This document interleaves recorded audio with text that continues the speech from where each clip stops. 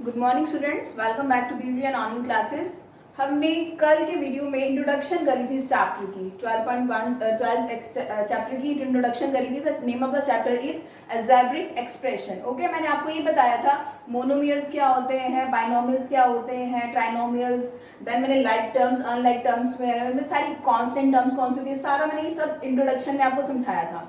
ठीक है, तो आज हम उस एक्सरसाइज के, मैंने आपको भी बोला था कि आप एटलीस्ट आप ट्राई करिए क्वेश्चंस के लिए, जिसने ट्राई करे हैं तो आप एक बार चेक कर लीजिए। अब यहाँ पे एक दूसरी बात एक और बताना चाहती हूँ कि अगर आपको कोई भी क्वेश्चन में डाउट रहता है तो पहले आप उसको रफ में सॉल्व करिए, फिर उसको फेयर में करिए। क्योंकि क्या होता है ना, आपको थोड़ा डाउट है, आप उसमें फेयर में कर लेते हो तो क्या होता है उसका, फिर आपको लगता है कि गलत है, फिर उसको कैंसिल करते हो, फिर नए पेज पे करते हो, फिर कैंसिल करते हो, तो बहुत ज्यादा वो अच्छी नहीं लगती कॉपी। ठीक है, तो पहले अगर कोई भी क्वेश्चन में डाउट है तो पहले तो आप रफ में सॉल्व करके पीछे से आंसर मैच करिए कि हमारा सही है, फिर उसके बाद आप उसको फेयर में करेंगे। ठीक है, चलो अब एक्सरसाइज शुरू करते हैं। ये 12.1 है, उसने कहा get the algebraic expressions in the following cases using variables. मैंने आपको बताया था वेरिएबल्स क्या है, then constant and the arithmetic operations के बारे में। अब इसमें क्या बनाना है हमें, एक्सप्रेशन। ये स्टेटमेंट दिया हमें क्या बनानी है, एक्सप्रेशंस बनाने हैं। उसने कहा subtraction of z from y, मतलब subtraction of z from y means y में से जो z है वो क्या हो रहा है, सब्ट्रैक्ट हो रहा है। सब्ट्रैक्ट मतलब माइनस का साइन आएगा। ओके, तो हम यहाँ लिख देंगे y माइनस z। सिंपल, ये आपका आंसर हो जाएगा।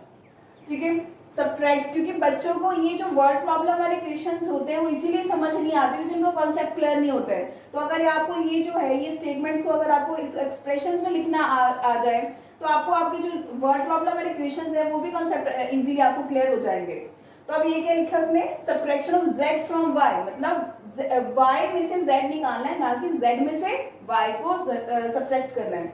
अब है 1/2 of the sum of the numbers x and y, कहता है इनका सम करिए। देखो जैसे सम ऑफ द नंबर्स, मैं सॉल्यूशन लिख रही हूँ यहाँ पे, तो आपने लिखा सम ऑफ द नंबर कितना होगा, x प्लस वाई। x और y यहाँ पे दिया, अगर यहाँ पे 1 और 2 दिया होता है या कुछ भी दे सकते हो, उसने फिलहाल यहाँ पे x और y दिया है। और कहते हैं sum of the number 1/2 of the sum हो, ये सम ऑफ द नंबर है उसका कर दिए हाफ कर दीजिए, 1/2 मतलब 1/2।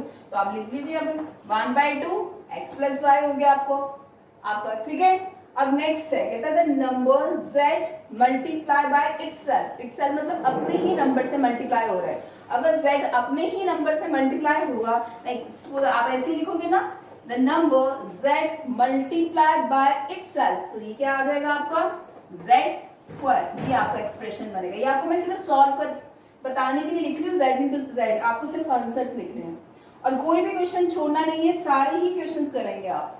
अब ये है product of numbers y and z subtracted from 10। कहता है प्रोडक्ट ऑफ नंबर्स y और z का प्रोडक्ट, प्रोडक्ट मतलब मल्टीप्लाई। जब आपने y और z का मल्टीप्लाई करा तो ये y इंटू z, तो ये yz ही बनेगा। ठीक है, अब ये कहता है product of numbers y and z subtracted from 10, मतलब फ्रॉम 10 मतलब 10 में से जो इनका प्रोडक्ट है वो क्या कर दिया जाता है, सब्ट्रैक्ट किया जाता है। ये आपका आंसर होगा। मतलब अगर मैं लिखूंगी सब्ट्रैक्ट 1 फ्रॉम 2 तो आपका आंसर होगा 2 माइनस 1। अगर मैं लिखूं सब्ट्रैक्ट 2 फ्रॉम 1 तो आप लिखोगे दैट इज 2 फ्रॉम 1। देखो आप, मैं लिखती हूँ सब्ट्रैक्ट 2 फ्रॉम 1, तो ये कितना हो जाएगा 1 माइनस 2, द आंसर इज -1।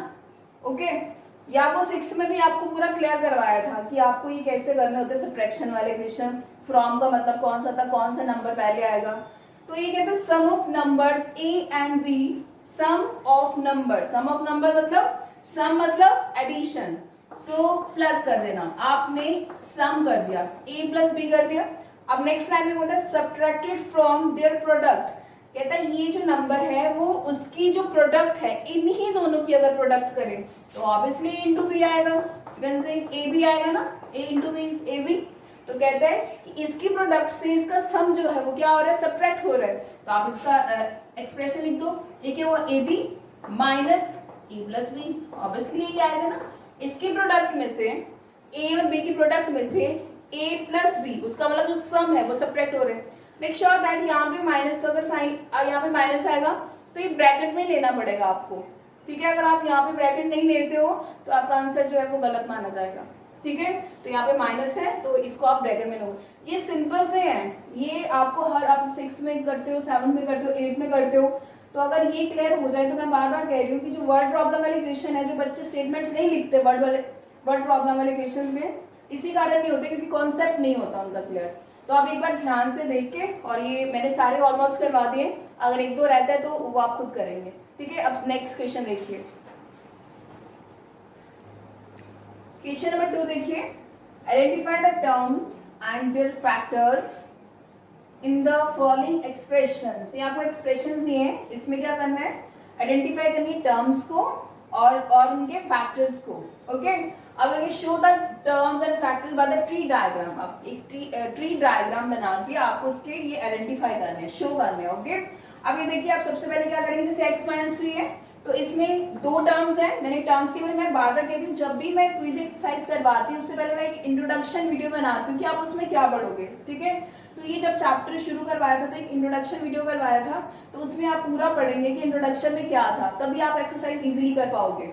तो मैंने ये जैसे x माइनस 3 है, यहाँ पे दो टर्म्स है, एक तो क्या है x है और दूसरी कौन सी है, माइनस 3 है यहाँ पे। ओके, तो इसको आप ऐसे लिख सकते हो, एक तो आ गया x और एक क्या आ गया आपका, दैट इज -3। ठीक है, और इसमें टर्म्स और फैक्टर्स। अब यहाँ पे आते हैं, यहाँ पे कितना है आपका, -ab + 2b² and then -3a²।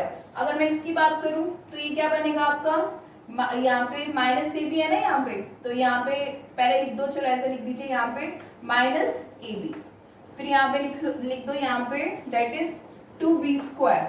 अच्छा, ये जो यहाँ पे इसके आगे जो साइन है वो भी आता है, ऐसा नहीं है कि आप यहाँ पे सिंपल ए बी लिख देंगे। ए बी के आगे कौन सा साइन है, नेगेटिव का, माइनस का, तो माइनस ए भी आएगा। अगर आप नहीं लगाते हो तो फिर आपका गलत हो जाएगा, आपके नंबर जो है वो डिडक्ट हो जाएंगे। अब यहाँ पे कितना 2b², अब यहाँ पे कितना, दैट इज -3a²। ये तो मैंने किसमें कर दिया, टर्म्स में कर दिया, ये टर्म्स में कर दिया। अब उसने क्या कहा, टर्म्स में भी करना और फैक्टर्स में भी करना। अब इसके फैक्टर्स बना लेते हैं। अब जैसे इसकी बात करती हूँ, -ab, यहाँ पे कितना हुआ, -1, देन a और देन b, ये होगा यहाँ पे। अब 2b² की बात करते हैं, यहाँ पे कितना होगा, एक तो 2 होगा और ये कितना होगा, इससे b² है, इसको मैं b और b लिख सकती हूँ ना, इस b² को b इंटू बी, क्योंकि मुझे फैक्टर्स भी बताना था इसलिए, दैट इज b और b लिख दिया, यहाँ पे दो बार लिखा। अब यहाँ पे कितना था, दैट इज 3a² है ना, -3a², तो इसको क्या लिखेंगे, -1 और फिर कितना आ गया आपका 3 और कितना आया आपका, a को भी कितनी बार लिखेंगे हम, 2 टाइम्स लिख देंगे। ठीक है, तो ये आपका ट्री फैक्टर आपने ऐसे बना दिया। ठीक है, यहाँ पे भी 3 और 4 क्वेश्चंस हैं, जिसमें से मैंने 2 करवा दिए हैं, 2 आप करेंगे questions. Okay, now see the next question. अब ये क्वेश्चन देखिए, ये सेकंड पार्ट है। उसे क्या, identify terms and factors in their expressions. मैंने आपको बहुत बार बता दिया टर्म्स के बारे में और फैक्टर्स के बारे में। ठीक है, अगर आपको इसको टेबल बना के करना तो वैसे कर सकते हैं, अगर आपको इसको डायरेक्ट करना तो आप वैसे भी कर सकते हो। जैसे उसने कहा -4x + 5, इसमें टर्म्स बतानी है। तो टर्म्स अगर मैं बात करूं यहाँ पे टर्म्स, तो इसमें टर्म्स कौन है, -4x और कौन है यहाँ पे 5, यहाँ पे 2 ही टर्म्स हैं। और इसकी फैक्टर्स की बात करूं अगर मैं, फैक्टर्स की बात करूं तो यहाँ पे -4x की कौन है, -4 और x, और 5 की बात करूं तो यहाँ पे 5 ही है। समझ आया ना, यहाँ पे ये फैक्टर्स है। वैसे ही xy + 2x² + y² है। इसकी अगर मैं टर्म्स की बात करूं यहाँ पे टर्म्स, तो टर्म्स कौन सी है यहाँ पे, दैट इज xy और कौन सी है 2x² एंड y²। अब किसकी बात करनी है, फैक्टर्स की। तो अब अगर मैं इसकी फैक्टर्स की बात करती हूँ तो फैक्टर्स है इसमें, दैट इज x, y इसका, और इसका कितना आएगा 2 एंड देन x, फिर से x, y और y, ये इसके फैक्टर्स हो गए। अब इसकी बात करते हैं 1.2 ab -2.4 b plus that is 3.6 a। अगर मैं टर्म्स की बात करूं यहाँ पे तो टर्म्स हैं आपकी दैट इज 1.2 ab। ओके, और यहाँ पे कितना आया -2.4 b और यहाँ पे कितना हुआ 3.6 a, यही आएगा ना यहाँ पे। अब इसके फैक्टर्स की बात करते हैं। अगर ये तो टर्म्स है, अगर मैं फैक्टर्स की बात करूं तो यहाँ आ जाएगा 1.2 और कोमा a कोमा बी। और इसकी बात करें -2.4b, तो ये कितना हुआ -2.4 और यहाँ पे b लिख दीजिए यहाँ पे।